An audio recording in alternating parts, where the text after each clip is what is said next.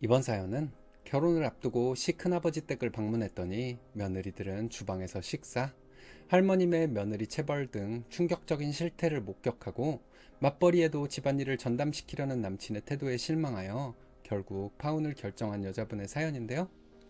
함께 보시겠습니다. 사연 시작 전에 좋아요, 구독 부탁드리겠습니다. 채널에 큰 힘이 됩니다. 안녕하세요. 처음으로 글을 써봅니다. 저는 내년 초에 결혼할 예정이었어요. 물론 지금은 파혼이라는 시원한 결과를 맞이했지만요. 전 남친이었던 그 남자는 저보다 딱 한 살 많았는데 결국 남친 집안 어른들 앞에서 제가 참지 못하고 한 방 터뜨리는 바람에 이 모든 일이 벌어졌습니다. 그 일이 있은 후 남친은 저를 다시 봤다고 하더라고요. 제 모습에 너무 실망했다면서 마치 제가 대단한 잘못이라도 한 것처럼 이야기했죠. 그런데 놀랍게도 그 남친의 말이 제 귀에는 전혀 신경이 쓰이지 않네요. 오히려 가슴이 뻥 뚫린 것처럼 시원하기만 합니다. 정말이지 모르고 결혼했다가는 평생 큰일 날 뻔했다는 생각밖에 들지 않아요? 첫눈으로 이 지옥문 앞에서 탈출한 기분이었거든요. 저와 전 남친 둘 다 서울에 거주하며 중소기업을 다니는 정말 평범한 직장인이었습니다. 친구의 소개로 만나서 1년 넘게 진지하게 사귀었죠. 그러다가 서로 미래를 약속하고 양가 부모님께 인사를 드렸고 자연스럽게 결혼 날짜까지 잡게 되었어요. 그런데 사실 결혼 날짜를 잡게 된 과정도 조금 급했습니다. 남친 아버지께서 내년에 정년퇴직이라고 하시면서 무조건 내년 초에 해야 한다고 자꾸 닥달을 하시는 바람에 어쩔 수 없이 내년 초로 날짜를 잡게 되었거든요. 일단 급하게 날을 잡았고 상견례는 다가오는 추석이 지나고 다음 달에 할 예정이었답니다. 결혼자금 계획은 평범했습니다. 저는 제가 모은 돈 6천만 원에 부모님이 4천만 원을 흔쾌히 도움 주시기로 하셔서 총 1억 원을 해갈 예정이었어요. 남친도 자기 모은 돈에 부모님 도움을 합쳐서 저와 거의 같은 금액을 준비하기로 했습니다. 이 돈으로 서울 근교에 전세로 신혼집을 얻을 생각이었죠. 큰 욕심 없이 평범하게 시작하려 했거든요.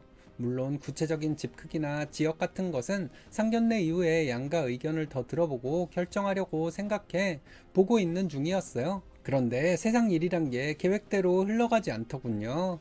그렇게 결혼 준비를 차근차근 진행하던 중에 얼마 전 시골에 사시는 남친의 할머님께서 서울 큰아버님 댁으로 올라오신다는 이야기가 들리더군요. 이 기회에 남친 아버님의 형제분들이 모두 모이게 되었으니 이때 어른들께 공식적으로 인사를 드리자고 남친이 제게 제안을 했습니다. 할머님께서 멀리 사시는데 결혼 전에 미리 인사를 드리면 예의 바른 며느리로 좋은 점수를 따겠다 싶었어요. 저도 잘 됐다 생각하고 남친과 함께 큰아버님 댁으로 향했죠. 도착했을 때는 마침 어른들이 식사상을 차리는 중이었습니다. 한 분 한 분께 인사를 드리고 막 앉으려고 하는데 저는 테이블 위를 보고 깜짝 놀랐습니다. 상에는 남친 어머니와 큰어머니, 작은어머니의 자리가 도저히 보이지 않았거든요. 어른들이 상에 한 분 한 분 자리를 차지하고 앉으시는데 시할머니를 중심으로 큰아버님, 아버님, 작은아버님 그리고 고모님 두 분, 마지막으로 저와 남친 이렇게만 앉게 되었습니다. 뭔가 이상하다 싶어 남친에게 작은 목소리로 어머님들은 어디 앉으시냐고 조심스럽게 물었죠. 그때 바로 옆에 앉아 계시던 할머님께서 제 질문을 들으시고는 대신 대답을 하셨습니다. 걔들은 지금 부엌에서 따로 먹을 것이요. 저는 제 귀를 의심했습니다. 세상에 며느리들이 식사상에 앉지 못하고 부엌에서 따로 밥을 먹는다니요. 순간 머리가 띵했지만 일단 상황을 합리화하려고 노력했습니다. 큰아버님 댁 거실이 넓어서 큰 상을 하나 더 놔도 되지 않냐고 제가 용기를 내어 조심스럽게 여쭤봤어요. 그랬더니 남친은 그 상황에서 아무 말 없이 가만히 있더군요. 그리고 할머님께서 다시 말씀하셨습니다. 자리가 복잡하고 좁으니 됐다고 말씀하시더라고요. 그때 저는 단순히 자리가 좁아서 그런 것이 아니라는 것을 직감했습니다. 그 상황에서 남친이 어쩔 줄 몰라 하는 모습, 그리고 시어머님과 다른 며느리분들이 부엌에 계신 그 광경이 단 하나의 진실을 보여주고 있었거든요. 며느리들은 가족 식사상에 앉을 수 없다는 대단히 시대착오적인 집안 분위기를 파악하게 되었죠. 너무나 충격적이고 기분이 상했습니다. 그때까지는 솔직히 어른들이 워낙 많은 자리라서 저도 굉장히 긴장을 하고 있었거든요. 게다가 그 상황에 대해 길게 생각할 만큼 마음의 여유도 없었습니다. 그저 내가 뭘 잘못 봤나 싶어 눈치만 보고 있었죠. 그런데 식사 도중에 작은 어머님이 부족한 음식을 보충해주러 거실 상으로 오셨습니다. 딱 그때 고모님 중 한 분이 갈비가 왜 이렇게 짜냐면서 젓가락으로 집어들며 투덜거리시더군요. 정말 듣는 제가 민망할 지경이었습니다.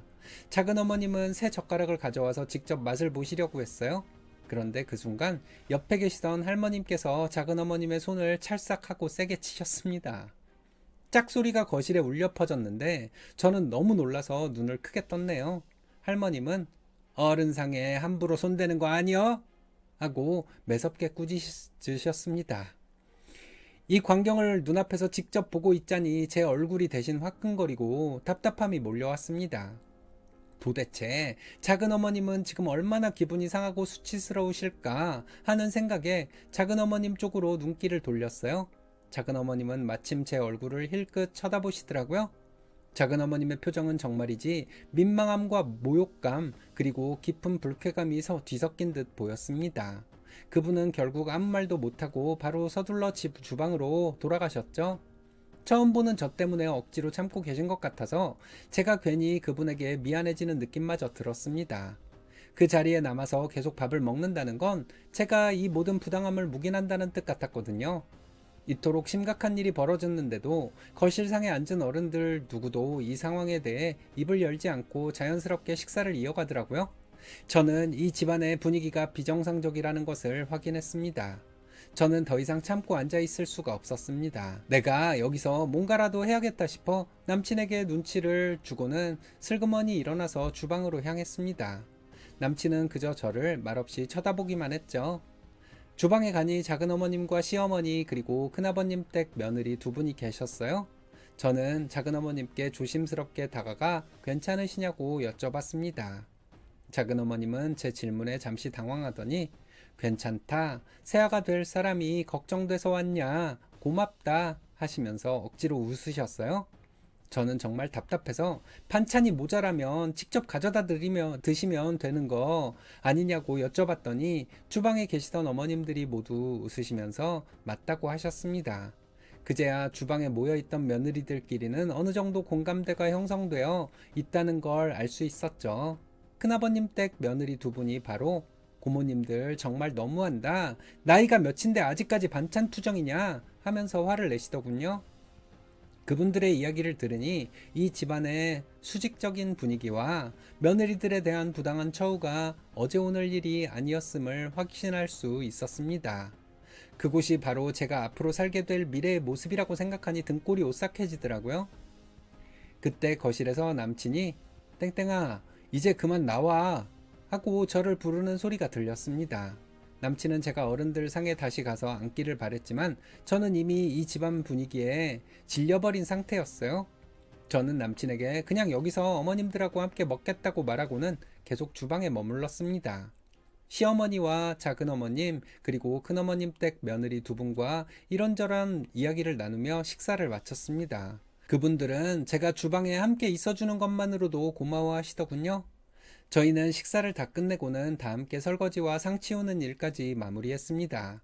저는 더 이상 그 집에 머물고 싶지 않았어요. 그래서 이만 가봐야겠다고 어머님들에게 정중히 인사를 드리고 거실로 나왔죠. 그때 고모님 한 분이 제게 할머님께 점수 따야지 벌써 가냐고 얄밉게 말씀하시더군요. 그 말에 저는 정말이지 대답도 하기 싫어졌습니다. 대꾸조차 하지 않고 그냥 남친에게 나 먼저 갈 테니 나중에 연락하자고 말하고 집을 나서려고 했습니다. 그러자 남친이 화가 난 듯한 표정으로 저를 따라 나왔습니다. 차에 타자마자 남친은 어른들 그렇게 많은데 이게 무슨 짓이냐고 저에게 따지기 시작했습니다. 심지어 솔직히 너 오늘 행동 보니까 다시 봤다. 너무 실망이다. 이런 식으로 말하더라고요. 저는 그 말을 듣고 너무 화가 났어요. 저는 남친에게 오늘 이러이러한 일들을 우리 같이 보진 않았냐. 나는 더 이상 못 견딜 정도로 화가 났다. 이렇게 분명하게 말했는데요. 그런데 남친의 태도는 정말 저를 좌절하게 만들더라고요. 남친은 이 모든 일을 정말 대수롭지 않게 여기는 것 같았어요. 자기네 집은 그냥 항상 여자들은 주방에서 나중에 먹는다는 식으로 말하는데 저는 대충 분위기를 파악한 상태였지만 충격적이긴 했어요. 그럼 결혼하고 나서 나도 매번 당신 어머니, 작은 어머님처럼 주방에서 식사를 해야 하는 것이냐 물었죠. 그리고 식구들이 많으면 상 하나 더 펴고 거실에서 같이 식사를 하면 되는 거 아니냐고 물었더니 남편은 오히려 그게 뭐가 더 그리 중요하냐며 짜증을 내더라고요. 저는 마지막으로 한 가지만 묻겠다고 했습니다. 우리 결혼하면 오빠가 맞벌이는 꼭 해야 한다고 하지 않았냐고 물었더니 당연히 그렇다고 대답했습니다. 그럼 집안일은? 명절이나 제사 준비 같은 거 말이야. 하고 말했더니 그제야 남친은 말이 없어지더군요. 결국 모든 집안일과 희생은 제 몫이라는 뜻이었습니다. 그러면서 남친은 다시 화제를 돌리며 어쨌든 집안 어른들께 인사하러 와서 그렇게 기분 상한 티를 내고 가는 것이 말이 되냐며 오히려 제가 큰 잘못을 저지른 것처럼 말하는 것이었습니다. 저는 더 이상 대화할 필요가 없다고 느껴졌어요. 일단 오늘은 더 이상 말하면 안 될 것 같으니 나중에 이야기하자고 남친에게 말하고는 택시를 잡아타고 집으로 왔습니다. 그날 밤 저는 이미 마음속으로 파혼을 결정했네요. 집에 돌아와서도 그날 있었던 일들과 남친의 태도가 머릿속에서 떠나지를 않았습니다. 저는 도저히 혼자 이 결정을 내릴 수가 없었어요. 그래서 남친의 SNS를 뒤져서 여동생을 찾아냈습니다. 그리고는 용기를 내어 개인 메시지로 그날 큰아버님 댁에서 있었던 일을 전부 얘기했습니다. 그 집안의 분위기를 정말 객관적으로 알고 싶었거든요. 솔직하게 혹시 집안 분위기가 원래 이렇게 가부장적인가요? 하고 물어봤습니다. 다음날 아침 여동생에게서 답장이 왔습니다. 여동생은 주저없이 저희 집 분위기는 겉으로 보이는 것보다 훨씬 심하게 가부장적이에요. 라고 하더군요. 그러면서 오빠랑 아빠도 다를 것이 전혀 없다고 하길래 저는 사실 남친이 평소에는 저한테 그렇게 심한 모습을 보이지 않아서 아직까지 그런 것을 심하게 느낀 적이 없다고 솔직히 말했거든요. 그랬더니 여동생이 소름 돋는 이야기를 해주었습니다. 오빠랑 아빠가 지금 언니한테 잘 보이려고 연기하는 것이라고 절대 속지 말라고 경고해 주더라고요. 여동생은 어려서부터 딸이라는 이유로 차별받았던 이야기들을 구체적으로 해주었습니다. 대학 진학이나 용돈 문제 등 오빠에게는 당연했던 것들이 본인에게는 너무 어려웠던 일들이 많았더군요. 결국 그 모든 서운한 일과 차별 대우 때문에 지금은 본가에서 나와 혼자 살고 있다는 말까지 해주었습니다. 그리고 결정적으로 오빠는 내가 집 나와서 살고 있는데도 본인을 걱정하는 연락 한번 제대로 한 적이 없는 사람이라고 말해 주었습니다. 남친의 여동생과 이 모든 메시지를 주고받는 날 저는 정말 하루 종일 이 파혼 문제를 두고 골똘히 생각해 봤네요. 남친 여동생의 이야기를 듣고 나니 제가 경험했던 그날의 수모와 남친의 무책임한 태도가 모두 납득이 가더군요.